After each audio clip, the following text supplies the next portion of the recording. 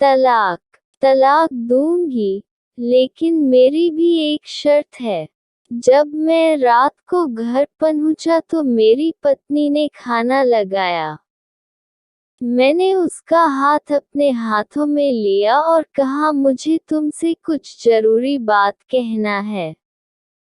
वो शांत बैठकर खाना खा रही थी।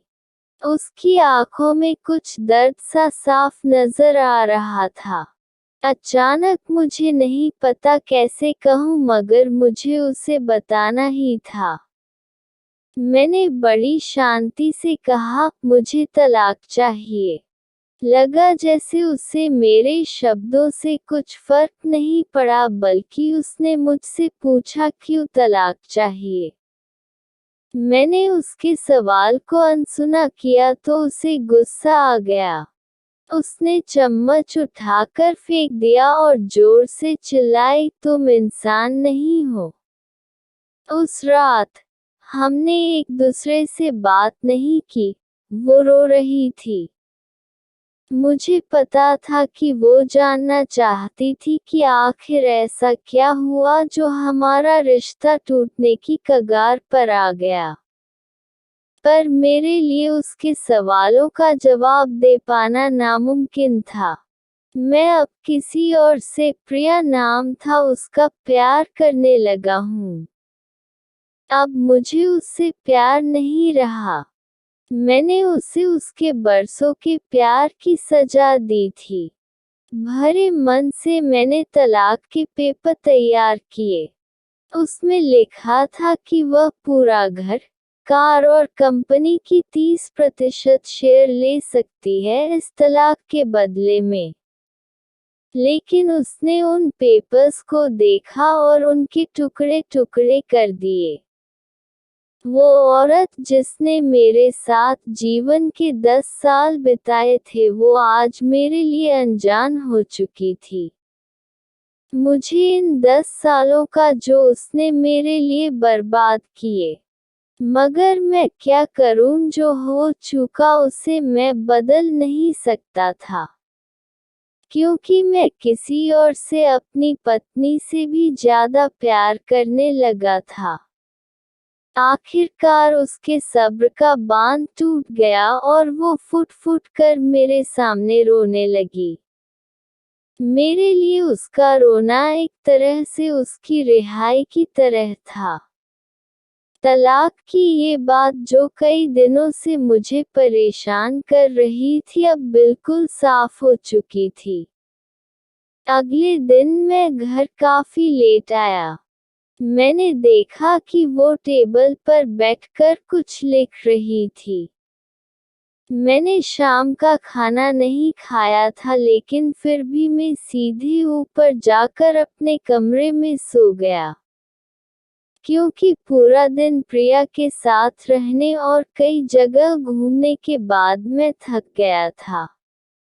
यह भी पढ़ें, कुछ रिश्ते बहुत मीठे होते हैं, बस बातें कड़वी होती है। वो शायद रात को उसी टेबल पर लिखते लिखते सो गई थी। सुबह उसने तलाक देने की शर्तें बताई। वो मुझसे कुछ भी लेना नहीं चाहती थी। उसे सिर्फ तलाक से पहले 1 महीने का समय चाहिए था। उसने आग्रह किया कि इस 1 महीने में हम दोनों वही पुराना वाला जीवन जिए जितना संभव हो सके।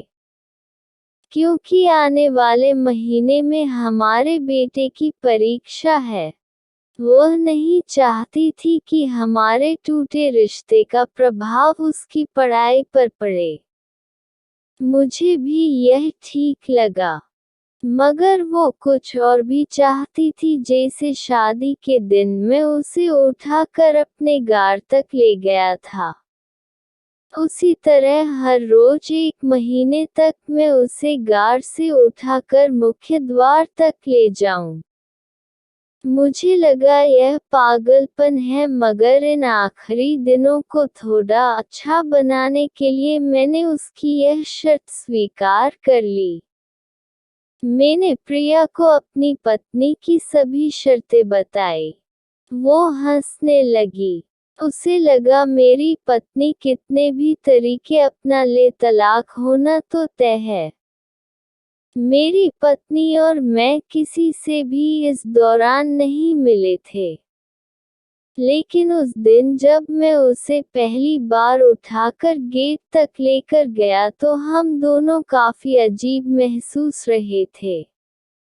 पीछे से हमारा बेटा भी खिलखिलाकर खुश हो रहा था। पहले जितनी उसमें वो कसाव नहीं था और चेहरे पर कुछ हल्की झुर्रियां नजर आ रही थी। और बाल भी सफेद होने लगे थे। ये वही औरत थी जिसने अपने जीवन के 10 साल मुझे समर्पित किए थे। चौथे दिन जब मैंने उसे उठाया तो वो पुरानी रोमांच लौटने लगी थी। पांचवें और छठे दिन वो पुराना प्यार फिर जागने लगा। मैंने प्रिया को इस बारे में कुछ नहीं बताया था। अब उसे उठाना और आसान हो गया था। शायद हर रोज यह सब करने का मैं आदी हो गया था। एक दिन वह अपनी पसंद की साड़ी निकाल रही थी, लेकिन कुछ खास नहीं ढूंढ पाई। उसने सांस भरते हुए कहा कि उसके सारे कपड़े बड़े पड़ने लगे हैं। तब मुझे पता चला कि वह काफी दुबली हो गई है और इसीलिए मैं उसे आसानी से उठा पा रहा था।